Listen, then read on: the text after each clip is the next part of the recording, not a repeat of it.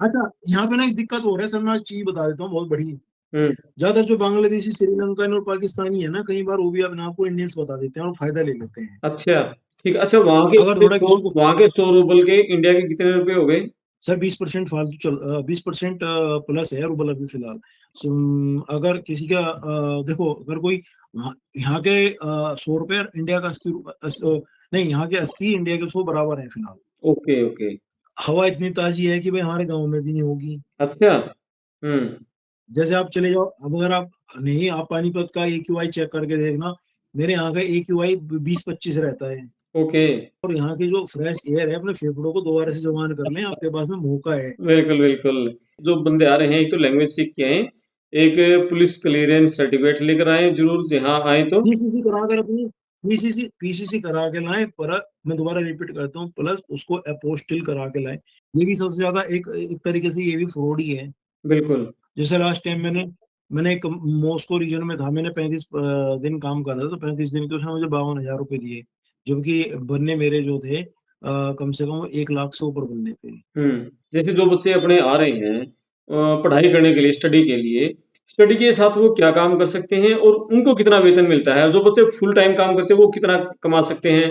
पर घंटे के हिसाब से कितना मिलता है? देखो, मैं आपको बताता हूँ, यहाँ पे ना कल्चर है काम करने का, two day work, 2 day rest. कितना खर्चा खर्चा रहने हाँ, का, खाने का कितना खर्चा, महीने का किराया और रहना खाना? देखो, जो डोरमेट्री, हाँ, ये सबसे इम्पोर्टेंट क्वेश्चन, बहुत अच्छा क्वेश्चन है ये। देखो, जो स्टूडेंट डोरमेट्री है, जैसे मैं रह रहा हूँ, जो पुरानी डोरमेट्री है, उनमें रेंट जाता है आपका 1500 से 2000 हम्म। रुपए। महीने का? ये तो हो गया, उसके बाद, हाँ, महीने का। उसके बाद फिर रही बात खाने की, मुझे ना एक चीज सबसे ज्यादा करती है सर, मैं कहना चाहूंगा आज भी। हम्म। आपने 2 साल मास्टर्स करी, आप इंडिया से बैचलर करके आए, उसके बाद आपने मास्टर्स की, उसके बाद भी आप जो है एक एज ए लेबर काम कर रहे हो, हम्म। आप फूड डिलीवरी का काम कर रहे हो, तो हम्म। भाई तेरी मास्टर डिग्री करने का फायदा क्या हुआ? हम्म। बाकी सर कंट्री बहुत सुंदर है, हम्म।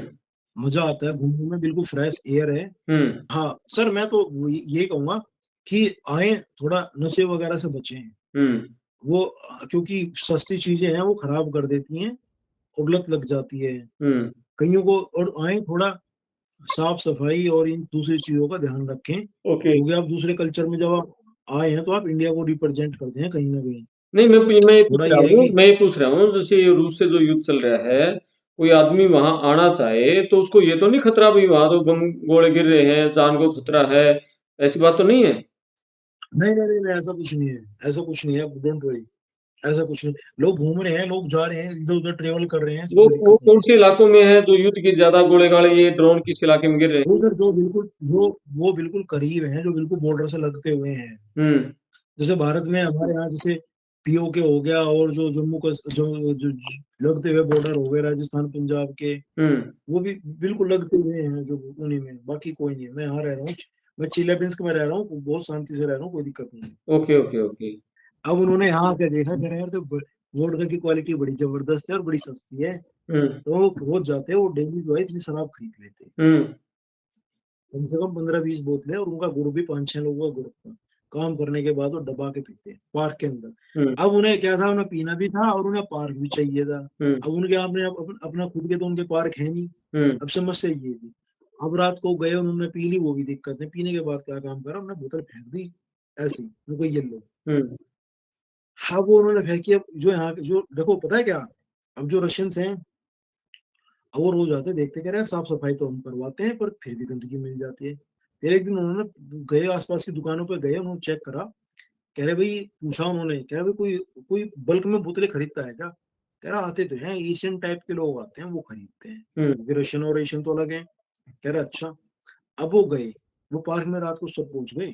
उन्होंने देखा कि वो जमघट जुड़ा पड़ा है यहाँ पे, तो पी रहे हैं, अपना दारू चल रही है, अपना बोतलें फेंक दी, और अपना पढ़े हैं, अपना बात कर रहे हैं, गाने बज रहे हैं। हम्म। अब भाई साहब, उन्होंने क्या काम करा, पहले तो पकड़ के उनको इंडियंस को मारा। हम्म। सिंपल सी बात तो ये है। फिर उनसे पूरा जंगल साफ करवाया उन्होंने, हम्म। है ना? तो ये बड़ी इंसल्टेड हरकत है। हम्म। ये ऐसे काम करने नहीं चाहिए कभी भी। आप आए हो तो दूसरे का, क्योंकि यहाँ, अच्छा, मैं एक चीज बता दूं, बहुत बड़ी, बहुत इंटरेस्टिंग बताता हूँ, हम्म। मजा आएगा लोगों को सुनने में भी। हम्म। यहाँ का जो सबसे तगड़ा नशेड़ी और जो शराबी भी होगा ना, हम्म। वो कोट वोट पहनेगा, सेंट वेंट छिड़केगा, टाई वाई लगा के तब तो वो बोतल खरीदने जाएगा। ओके।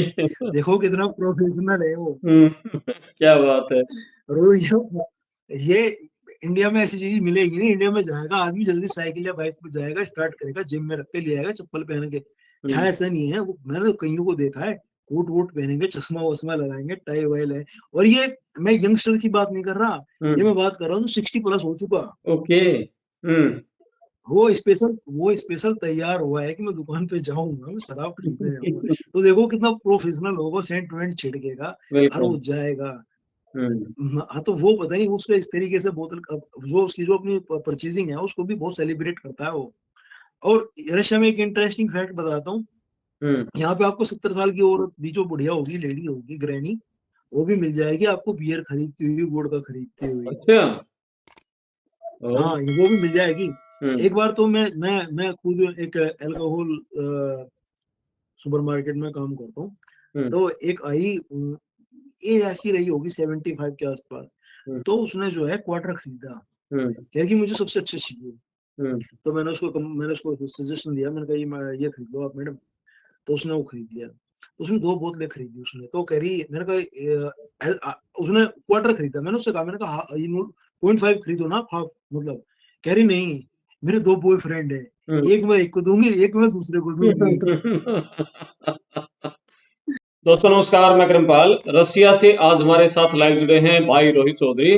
पूरी बातचीत करेंगे वर्क वीजा पर जो बंदे रसिया जाना चाहते हैं उनके बारे में, जो स्टूडेंट वीजा पर जाना चाहते हैं उनके बारे में, स्टडी वीजा विदाउट एजेंट कैसे लग सकता है, जो बच्चे स्टडी वीजा पर वहां जाना चाह रहे हैं वो क्या डॉक्यूमेंट अपने साथ लेके जाएं, किस तरह का वहां काम मिलता है, कितनी आमदनी मिलती है, कितना वहां खर्चा है, कितनी कमाई है और किस तरीके से एजेंट है वो आपको ठग रहे हैं, हर बात का विस्तार से जानकारी देंगे रोहित भाई।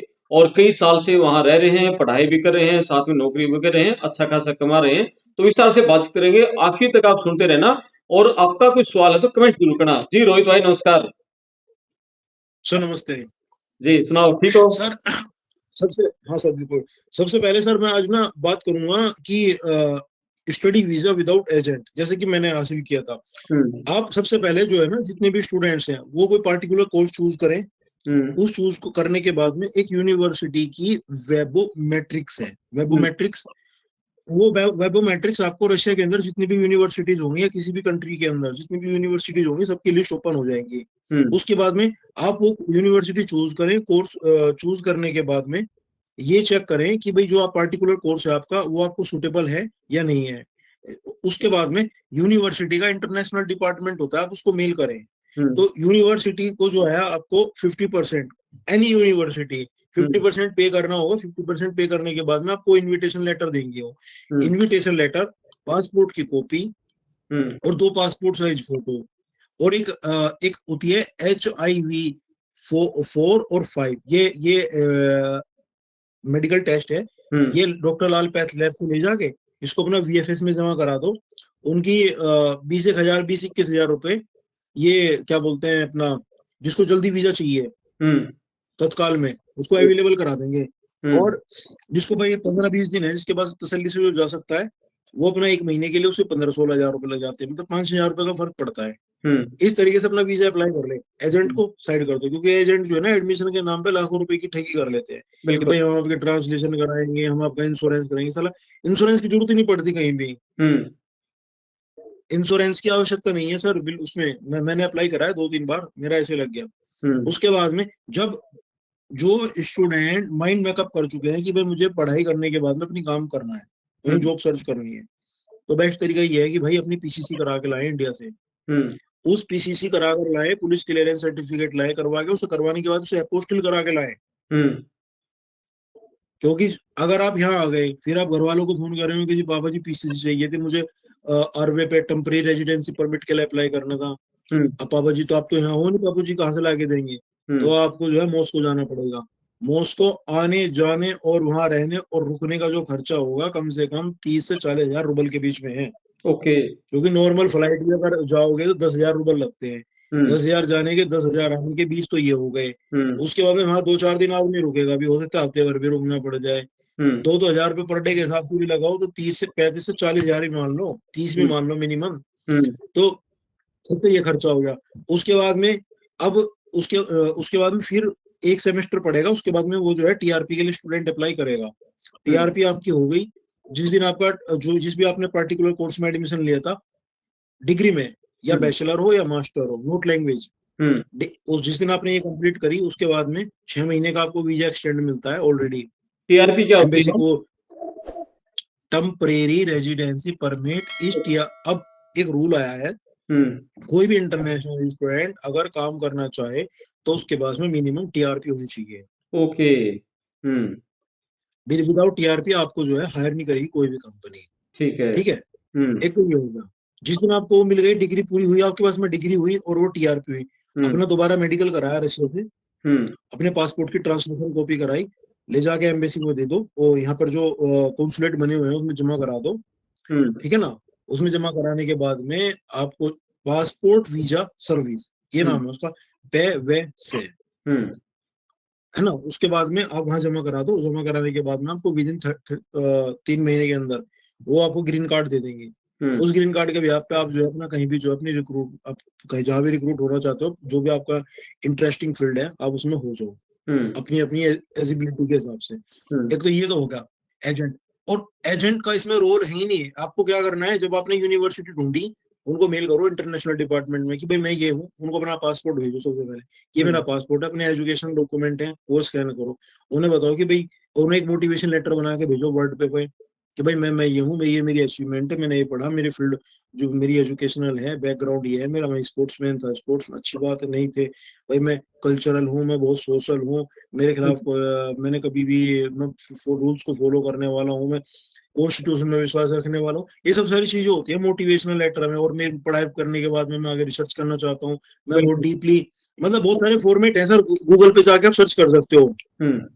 ये उसमें आपने अपने पैसे बचा लिए, मतलब ये है कि आप किसी एजेंट के पास नहीं गए, आपने करीब अपनी टिकट और अपनी ग्रोसरी, उसके पैसे बचा लिए। एजेंट मिनिमम कुछ नहीं कहते, एजेंट कहते कि हम 60,000 में एडमिशन करा देंगे, आपका वीजा वगैरह जो फीस लगेगी वो आप अपने आप दे देना। भाई तूने करा क्या है, वो कह रहा है कि मैं यूनिवर्सिटी सर्च करके दूंगा। भाई तू कौन सी यूनिवर्सिटी सर्च करके देगा, आप गूगल पे जाओ, कंट्री की यूनिवर्सिटीज लिखी हुई है, उनकी चेक करो, उनकी रैंकिंग है या नहीं है। सबसे सिंपल तरीका ये है, जैसे मैंने खुद किया था।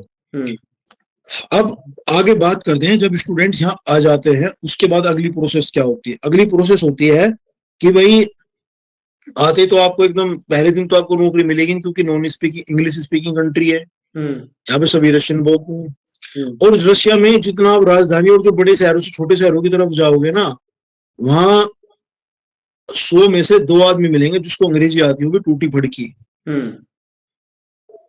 जी, है ना वो। और स्टूडेंट जो हैं, हमारे जो स्टूडेंट्स हैं, उनके पास में 4 ऑप्शन है काम करने के। ऑप्शन फर्स्ट, वो as a food delivery agent काम कर सकते हैं। वो उनके लिए है, ये ज्यादा करते हैं, मैं बहुत सारे बांग्लादेशियों को, यहाँ श्रीलंकन को देखता हूँ, वो काम करते हैं, यही काम करते हैं। अगला सबसे बढ़िया जो सबसे वो, मैं उस ऑप्शन को अच्छा नहीं मानता, क्योंकि रूस ठंडा एरिया है, स्टूडेंट काम करेगा कैसे। फिर उसके बाद में सबसे बड़ा सबसे अच्छा ऑप्शन है सुपरमार्केट। आप उन सुपरमार्केट में आपके जैसे लेक्चर आपके 5 बजे तक खत्म हो गए, 4 बजे खत्म हो गए, आपने 1 घंटा फ्रेश हुए, 6 बजे से 10 बजे 4 घंटे पर डे काम कर लिया ना मैं भी अगर कहूँ तो 200 रुपए पर आवर भी हुए, 200 रुपए पर आवर, मेरा कहने का तात्पर्य ये है, तो 800 रुपए आपके ये हो गए, आपने वहां काम कर लिया। जिस दिन आपका डे ऑफ हुआ, आपने फुल टाइम वहां काम कर लिया। ठीक है ना, एक तो ये हो गया। ये दूसरा, जो तीसरा सबसे बड़ा ऑप्शन है वो है KFC में चले गए आप काम करने के लिए, या बर्गर किंग में चले गए। 3 काम ये हो गए। चौथा ये हुआ कि कुछ जगह ऐसी होती हैं जहाँ मूवर्स यानी लोडर्स की जरूरत होती है। वो तो मेडिकल और मैनेजमेंट जो सही पढ़ाकू बच्चे हैं, मैं तो उन्हें सलाह दूंगा वो तो कभी जाए ना, क्योंकि वो और काम उनके लायक नहीं है। ठीक है, जो बेचारे जिनका काम जिनका माइंड सेट है कि मैं जाऊंगा और अपना डिग्री लूंगा और मैं अपना अप्लाई करूंगा, वो चले जाए अपना लोडर्स वगैरह का काम करने के लिए।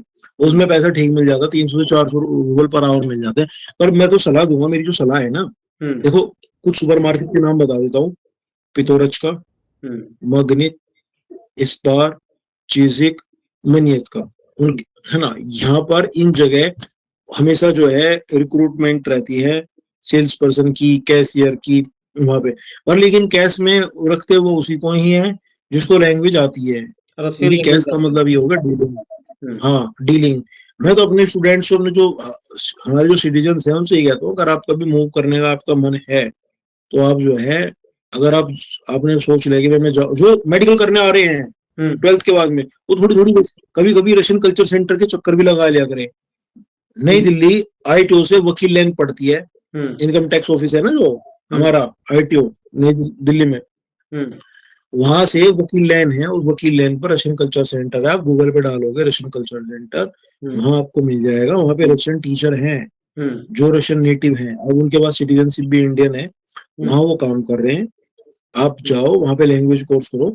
जब आप कुछ देख लिया कि भाई मुझे 11वीं या 12वीं करने के बाद मैं ऋषभ कोर्स करने के लिए जा रहा हूँ, तो जरूरी नहीं है कि भाई सारे मेडिकल करने आते हैं, कुछ मैनेजमेंट करने भी आ जाते हैं, कुछ बीटेक करने भी आते हैं। मेरे हिसाब से अगर कोई आता है तो बीटेक करने के लिए आ जाए, तो उसे नई मशीनरी, नई टेक्नोलॉजी देखने को उसे मिलेगी, अगर वाकई में करना। और मेरी सलाह एक ये है, जो स्टूडेंट्स अगर आए हैं तो वो अपना कोर्स जो है रशियन लैंग्वेज में करे, उसका फायदा है करने का। सबसे बड़ा फायदा ये है कि इनकी ऑफिशियल लैंग्वेज रशियन है सर। अगर आपने अपना कोर्स करो तो कोर्स करते करते आप जो है इंटर्नशिप के लिए भी जा सकते हो। ओके। अगर आप इंटर्नशिप के लिए चले गए, जैसे कि मैं हुआ, मेरा टीचर ट्रेनिंग कोर्स कर रहा था, मैं कॉलेज में गया था, पढ़ाने के लिए गया था, मैंने वहां पढ़ाया। अब मैंने 2 लैंग्वेज में पढ़ाया था, वहाँ हिंदी अंग्रेजी में भी लिखता था बच्चों के लिए मैं ब्लैक बोर्ड पे, और रशियन में भी लिखता था। मैं उन्हें वहां पे फाइनेंस पढ़ा रहा था, इकोनॉमी पढ़ा रहा था। तो मैं वहाँ टीचर से मिला, नॉर्मल कन्वर्सेशन हमने कर लिया। सेम जो टेक्नोलॉजी वाले हैं वो नई मशीनरी जाते हैं सीखने के लिए। अब इंग्लिश मीडियम वालों के साथ दिक्कत ये है कि उनको इंटर्नशिप पे कोई नहीं रखेगा अपने यहाँ पे, और बाद में उन्हें नौकरी करने में भी दिक्कत आएगी। पर लेकिन ये है कि अगर लैंग्वेज में कर लेता है तो उसमें बड़ी आसानी हो जाती है। ओके, ठीक है। है ना सर। अब बात करते हैं जो वर्क वीजा पे यहाँ आ रहे हैं। वर्क वीजा पे उसपे भी एजेंट, आजकल एक नोएडा की एक स्काई कंपनी थी, उसने लोगों से रशिया में वीजा जॉब दिलाने के नाम पे 60,000 रुपए ले लिए कईयों से, और उसमें फर्जी वीजा भी। कहते देखो तुम्हारा वीजा आ गया, कुछ पैसे और लगेंगे, ले आओ। उन्हें शक हुआ, वो गया बंदा एम्बेसी लेके गया वीजा को, कह रहा ये हमारा वीजा ही नहीं। इस तरीके के भी फ्रॉड होते हैं। आप अगर एजेंट से पहले तो बात करें कि आप मुझे लगवा कहाँ रहे हो, आप मुझे ये बताओ मेरी जॉब प्रोफाइल क्या है। एजेंट ने बताया मैं इस कंपनी में लगवा रहा हूँ, तो बंदा गूगल पे सर्च करे कि भाई इस नाम की कोई कंपनी एग्जिस्ट करती भी है, नहीं भी करती, कहीं ऐसे तो नहीं उसने फर्जी ऐसे कॉपी पेस्ट करा और बना दिया हो। तो मेरा कहने का मतलब ये है कि अगर आप जॉब के लिए भी जा रहे हो, पहली बात तो सरकारी जो एजेंसी है ना, जो गवर्नमेंट अप्रूव्ड है, आजकल एक हमारे यहाँ हो गया, कोई भी जॉब दिलाने के नाम पे विदेशों में कहीं भी ऑफिस खोल के बैठ जाता है। एक एक्सटर्नल अफेयर्स की साइट पे जाते हो जब आप, तो उन्होंने कुछ रजिस्टर्ड दे रखी है कि भाई ये कंपनी जो है, ये जो एजेंसीज है, ये हमने अथोराइज की हुई है। और वो जो एजेंसीज हैं वो बहुत मिनिमम चार्ज लेती हैं लोगों से, वही तो लेती ही नहीं है बिल्कुल भी, क्योंकि उनका जो कमीशन होता है डायरेक्ट एम्प्लॉयर से होता है। ठीक है। तो वो फिर दूसरी बात ये है कि तो अगर भाई एक सवाल मेरा है सबसे पहले। अभी मैं एक क्लिप देख रहा था सोशल मीडिया पे, बहुत सारे बच्चे इंडिया से टूरिस्ट वीजा पर गए हैं वहां पर रशिया में, और वहां जाके फिर उनको कहा गया कि आपको वहां नौकरी पे भेज रहे हैं, लेकिन उनका लगवा दिया टूरिस्ट वीजा, वर्क वीजा के बजाय, और वहां जाके फिर उनको वापस भेजा जा रहा है। तो ये किस तरह से बच्चों के साथ खिलवाड़ किया जा रहा है, ये बताओ सर। ये आपने बात बताई बिल्कुल ठीक है। मैं इसमें एक चीज और ऐड कर देता हूँ। बहुत सारे बच्चे जो हैं, जो इंडिया से टूरिस्ट वीजा पे काम करने के लिए भेजा गया है, कईयों को तो बिजनेस वीजा दिला दिया। टूरिस्ट वीजा, बिजनेस वीजा और वर्क वीजा, इनमें फर्क होता है। टूरिस्ट वीजा में आदमी जाएगा, घूमेगा फिरेगा, वापस चला है। बिजनेस वीजा में क्या होगा, किसी कंपनी के साथ डील करेगा, 2-4 दिन वहां रहेगा, देखेगा कि भाई कंपनी काम कैसे कर रही है, कैसे प्रोजेक्ट काम कर रहे हैं। वो काम नहीं करेगा कुछ भी, वो सिर्फ ये देखेगा कि कोई प्रोजेक्ट अगर चल रहा है तो वो कैसे चल रहा है। ठीक है। और वर्क परमिट वाले होते हैं कि भाई उन्हें तो काम में वो तो इन्वॉल्व है टोटली। जो टूरिस्ट वीजा पे आए हैं वो इलीगल हैं, उन्हें वो पकड़े जाएंगे, जुर्माना होगा भारी, और हो सकता है 2-4 को गलत जगह भेज भी दिया जाएगा। यदि आप वो कहने का मतलब आप समझ गए होंगे कि बिल्कुल, यदि वो काम करते पकड़े गए तो। हाँ, अभी एक स्टूडेंट्स को एक लड़का है मुजफ्फरनगर का, कुछ दिन पहले उसको इसी तरीके से बुला लिया हुँ, थाईलैंड से। यहाँ एजेंटों ने, मुझे नहीं पता वो एजेंट कहाँ के थे, हुँ, अभी तक बात क्लियर नहीं हो पाई उसकी फैमिली से। और अब वो यहाँ पर जेल में बंद है, उसको जो उस पर जो चार्ज लगा रखे हैं वो नारकोटिक्स के हैं, ड्रग्स के। हुँ, अब मुझे नहीं पता कि उसने ड्रग्स उसके पास था हुँ, या नहीं था, हुँ, और उस पर काफी मात्रा में उस पर ड्रग्स दिखा दिया और वो 10-12 साल के लिए वो गया। बिल्कुल। तो बहुत आप, क्योंकि मैं पिछली बार मैंने एक बात बोली थी एक वीडियो, आपकी वीडियो में, ना देश आपका, ना कल्चर आपका, ना लैंग्वेज आपकी, हुँ, आपकी कोई हेल्प नहीं कर सकता, आपको अपनी हेल्प खुद करनी होगी। हुँ, बिल्कुल। और तो ये भी, और रोहित भाई ये सुनने में आ रहा है, जो भी मान लिया इंडिया से या किसी भी देश से वहाँ रसिया में अभी कोई भी बंदा इस तरह गलत काम में फँस जाता है, टूरिस्ट वीज़ा वाला काम करते हुए फँस जाता है, तो उनको पकड़ के सीधा ज़बरदस्ती आर्मी में भर्ती करके यूक्रेन बॉर्डर पे भेजा जा रहा है आर्मी में।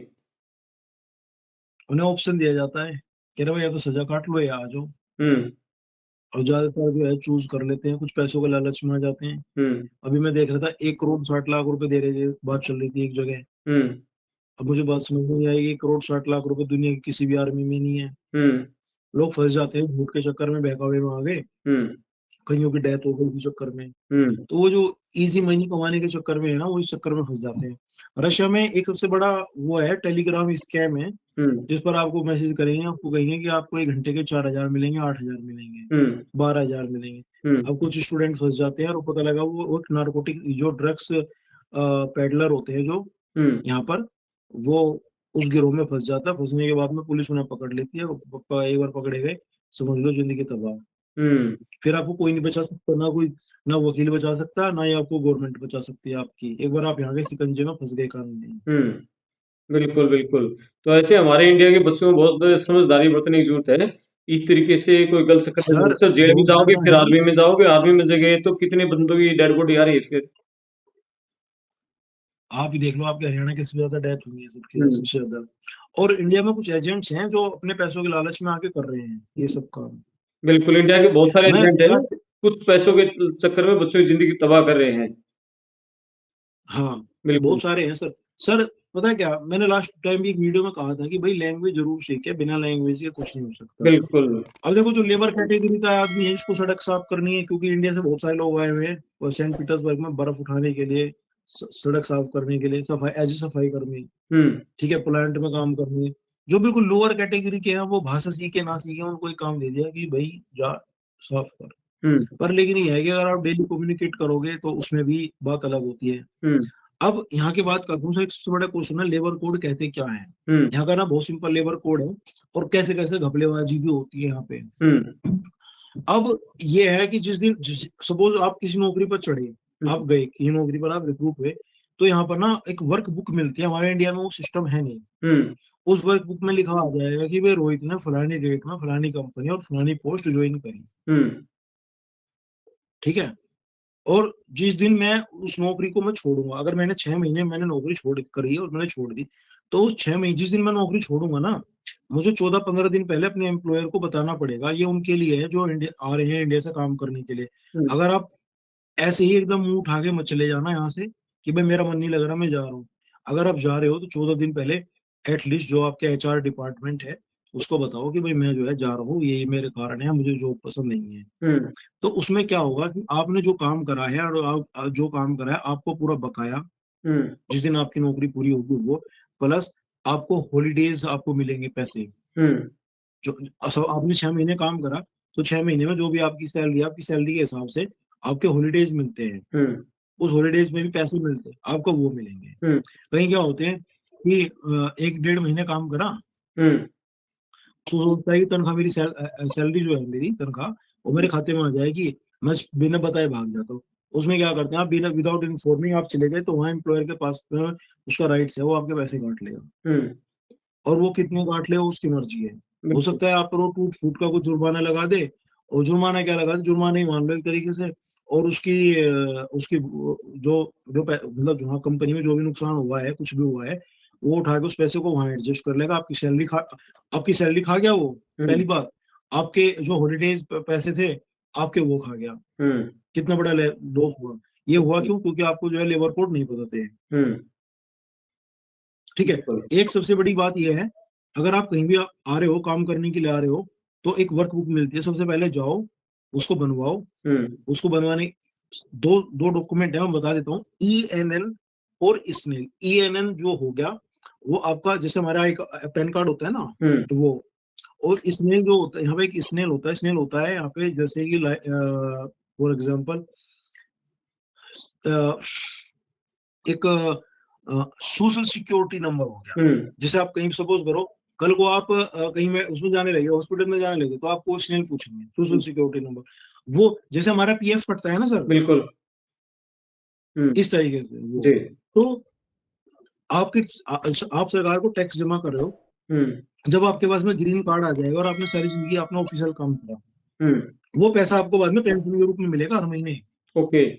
हम्म ये बात पता नहीं है लोगों को। हम्म आप ये ऑफिशियल काम करने का तरीका होता है। मैं ऑफिशियल काम करता हूँ, हम्म जहाँ भी करता हूँ। हम्म तो उसमें क्या है कि जब मैं पेंशनर हूँगा, जब मैं पेंशन पे जाऊंगा, तो मेरा पैसा मुझे मिलेगा बाद में, हम्म है ना। तो ये दो कागज हो गए अपना। उसमें जाने के बाद में जब आपने जॉब ज्वाइन करी, तो अपना सबसे पहले सर्च करो कि हम्म भाई मेरी नौकरी पक्की है और यहाँ मैं काम कर रहा हूँ। और हम्म जब आप काम छोड़ के जाओ, तो एटलीस्ट 14 दिन पहले बताओ, ताकि जो है आपका जो पैसा बनता है, आपका जो हिसाब है, आपको पूरा कर दें। हम्म एक सबसे बेस्ट तरीका ये है। हम्म अच्छा, दूसरी बात, कुछ कंपनियां क्या करती हैं, जिस कंपनी में मैं काम कर रहा हूँ, जैसे सपोज करो मैं छोड़ के जा रहा हूँ, मैं सुपर मार्केट में लगा हूँ। हम्म अब मेरी सैलरी का कुछ हिस्सा 15 से 20% मान के चलो, मैंने 60,000 रुपये कमाए, तो हम्म 60,000 में 7-8 हजार रुपये जो है, जो हर महीने नुकसान होता है ना, हम्म वो 7-8 हजार रुपये को उसमें एडजस्ट कर देते हैं वो। हम्म ये भी सबसे ज्यादा एक एक तरीके से ये भी फ्रॉड ही है। बिल्कुल। जैसे लास्ट टाइम मैंने एक मॉस्को रीजन में था, मैंने 35 दिन काम करा था, तो 35 दिन के उसने मुझे 52,000 रुपये दिए।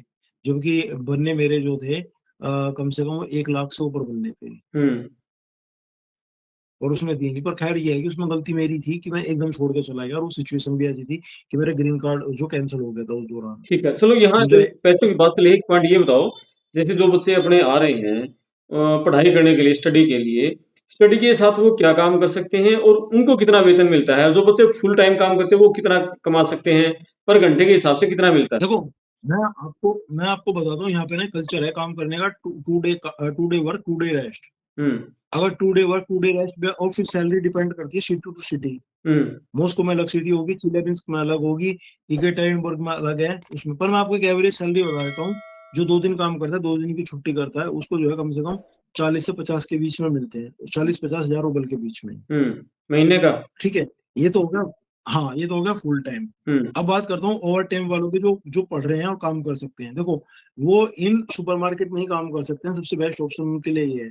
मैं उन्हें किसी फैक्ट्री में या किसी बड़े प्लांट में काम करने की मैं उन्हें सलाह नहीं दूंगा कि भाई वो वहां जाके काम करें, हम्म क्योंकि वहां का एनवायरनमेंट अलग है और वो 12 घंटे ही मांगते हैं। हम्म अब मेरा एक लड़का है, मेरे साथ ही पढ़ता है, पाकिस्तानी है, वो रात के टाइम काम करता है, हम्म और नाइट राइडर है, हम्म और रात को काम करता है। पर उसको जो सैलरी मिलती है, उसको सैलरी आती है 45 से 50 के बीच में, हम्म है ना। पर लेकिन ये है कि दूर जाता है, वो ट्रांसपोर्ट में भी पैसे खर्च करता है, तो उसकी जो एवरेज सैलरी आती है, वो आती है करीब करीब 40 के आसपास, 40-42। हम्म और फिर सैलरी डिपेंड करती है सिटी टू सिटी, कि भाई सिटी कौन सी है। हम्म और जो काम स्टूडेंट है, जो पार्ट टाइम जॉब कर सकते हैं, सुपर मार्केट जाए। सुपर मार्केट में वो कम से कम 24 से 25 हजार महीने के आराम से अपने निकाल लेंगे, उनका खर्चा अपना आराम से निकल जाएगा। और कुछ तो ऐसे भी हैं, अपनी फीस भी निकाल लेते हैं इन्हीं पैसों में। अच्छा, कितना खर्चा खर्चा रहने हाँ, का, खाने का कितना खर्चा, महीने का किराया और रहना खाना? देखो, जो डोरमेट्री, हाँ ये सबसे इम्पोर्टेंट क्वेश्चन, बहुत अच्छा क्वेश्चन है ये। देखो, जो स्टूडेंट डोरमेट्री है, जैसे मैं रह रहा हूँ, जो पुरानी डोरमेट्री है, उनमें रेंट जाता है आपका 1500 से 2000 हम्म रुपए। महीने का।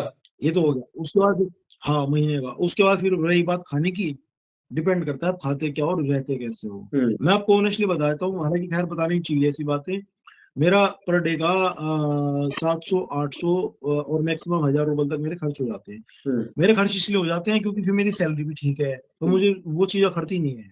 हम्म अगर भाई महीने का अगर मैं 80-90 कमा भी लेता हूँ, मैं 80-90 इसलिए कमा लेता हूँ, मुझे महीने में कुल मेरी 8 दिन क्लासेस होती हैं। हम्म 8 में से मैं 5 दिन जाता हूँ, हम्म बाकी 25 दिन फ्री हूँ। मैं 20 दिन काम करता हूँ, जबकि काम के हिसाब से मुझे 15 दिन काम करना होता है, हम्म कंपनी का जो शेड्यूल है। और मैं उस 15 से भी 20 दिन काम कर लिया मैंने। हम्म 10 दिन में यूनिवर्सिटी चला गया, तो हम्म मैं एनफ कमा लेता हूँ पैसे। हम्म ओके। अब जो स्टूडेंट्स हैं, वैसे डेली अगर जो नॉर्मल हैं, खाने पीने वाले हैं, नॉर्मल भी हैं, 400 रुपए पर डे, 400 से 500 रुपए, 400 रुपए मान लेता हूँ मिनिमम, काफी है। ठीक है, अच्छा वहाँ के अगर थोड़ा किसी को, वहाँ के 100 रूबल के इंडिया के कितने रुपए हो गए?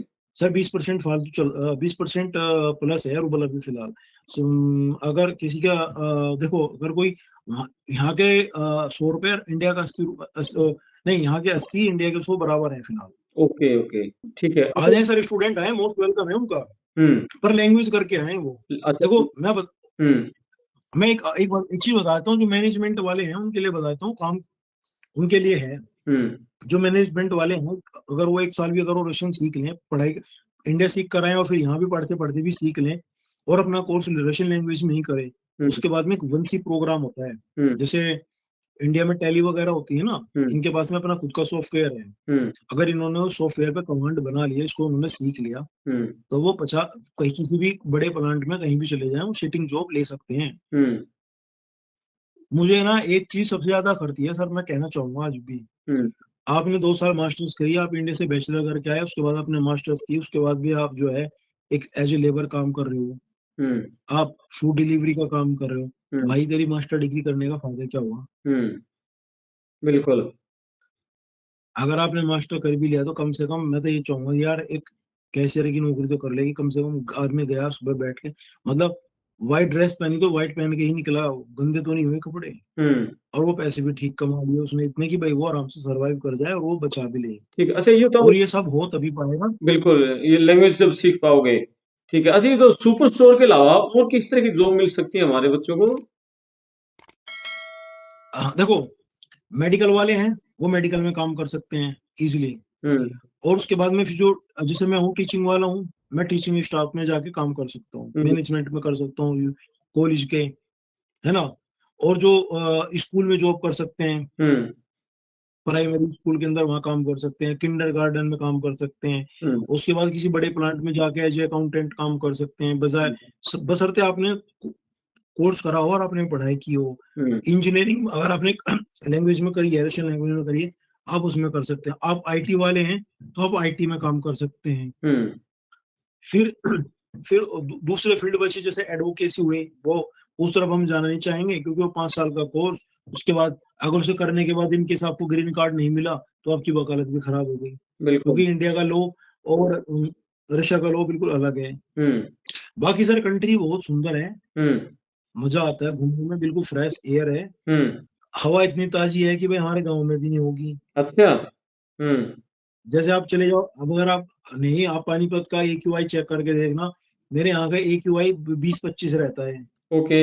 बिल्कुल फ्रेश एयर है, क्योंकि सिटी जो है चारों तरफ जो है जंगलों से घिरी हुई है। अच्छा, जैसे रूस और यूक्रेन का जो युद्ध चल रहा है, बहुत सारे लोग तो डरे हुए हैं, इसी कारण नहीं आ रहे होंगे रसिया में। यार युद्ध चल रहा है, कहीं मरना आ तो। रहे हैं सर बहुत ज्यादा, वाया बांग्ला नहीं, वाया ऐसा, ये क्या बोलते हैं इसको, via Dubai, via Middle East आ रहे हैं, बहुत ज्यादा आ रहे हैं। बहुत आ रहे हैं लोग। बहुत सारे अच्छा, यहाँ पे ना एक दिक्कत हो रहा है सर, मैं एक चीज बता देता हूँ बहुत बड़ी। हम्म ज्यादातर जो बांग्लादेशी, श्रीलंकन और पाकिस्तानी है ना, कई बार वो भी अपने आप को इंडियंस बता देते हैं और फायदा ले लेते हैं, अच्छा। है ना। हम्म कई बार वो भी अपने आप को कहते हैं कि भाई हम, क्योंकि उनकी अपनी रेपुटेशन तो कुछ है नहीं, हम्म सबको पता है। तो वो ये कई बार अपने आप को जो है एज ए इंडियन बता देते हैं, कह रहे भाई हम इंडियन है, हम भी इंडियन है, हम्म और वो काम करा देते हैं। अब दूसरों को कोई तो पूछता तो है नहीं, वो अपना पासपोर्ट दिखाओ, तो वो अपना काम ले लेते हैं वो लोग ऐसे ही। ओके, ठीक है। और कुछ सवाल? आपने बहुत सारी बातें, labour code, salary, recruitment, admission without agent, survival of student, पढ़ाई के साथ क्या करें, पढ़ाई के बाद नॉन मेडिकल स्टूडेंट के लिए क्या कुछ ऑप्शंस हैं वहां पर, ये सारे पॉइंट हमने कहा था नॉन पढ़ने मेडिकल, लगे। हाँ सर, मैं तो ये कहूंगा कि आए, थोड़ा नशे वगैरह से बचें। हम्म वो क्योंकि सस्ती चीजें हैं, वो खराब कर देती हैं और लत लग जाती है हम्म कईयों को। और आए थोड़ा साफ सफाई और इन दूसरी चीजों का ध्यान रखें, ओके। क्योंकि आप दूसरे कल्चर में जब आप आए हैं, तो आप इंडिया को रिप्रेजेंट करते हैं कहीं ना कहीं। हम्म रशिया बहुत सुंदर है, घूमो, हम्म और उसे घूमें, और यहाँ की जो फ्रेश एयर है, अपने फेफड़ों को दोबारा से जवान कर लें, आपके पास में मौका है। बिल्कुल बिल्कुल। ठीक है। अच्छा, आपने बताया एक तो इंडिया दवा से भी जैसे जो बंदे आ रहे हैं, एक तो लैंग्वेज सीख के आए, एक पुलिस क्लीयरेंस सर्टिफिकेट लेकर आए ज़रूर, यहाँ आए तो। पीसीसी कराकर अपनी पीसीसी करा के लाएं, पर मैं दोबारा रिपीट करता हूँ, प्लस उसको अपोस्टिल करा के लाएं, क्योंकि जब आप आने के बाद इस प्रोसेस को शुरू करते हैं ना, यहाँ से शुरू करते हैं, ये बहुत लंबा खर्चा बैठ जाता है। हुँ। ये कम से कम आपके 30-40 हजार रुपए खराब करा देगा, जो अप इंडियन करेंसी के हिसाब से करीब ठीक है। 50-55 है। अपोस्टिस मतलब क्या बताया आपने ये? अपोस्टिल का मतलब ये होता है कि आप एक्सटर्नल जो अफेयर्स है ना, मिनिस्ट्री ऑफ एक्सटर्नल अफेयर्स, हुँ। वो उस पर ठप्पा मारती है कि यहाँ पे हमने वेरीफाई कर लिया ओरिजिनल है।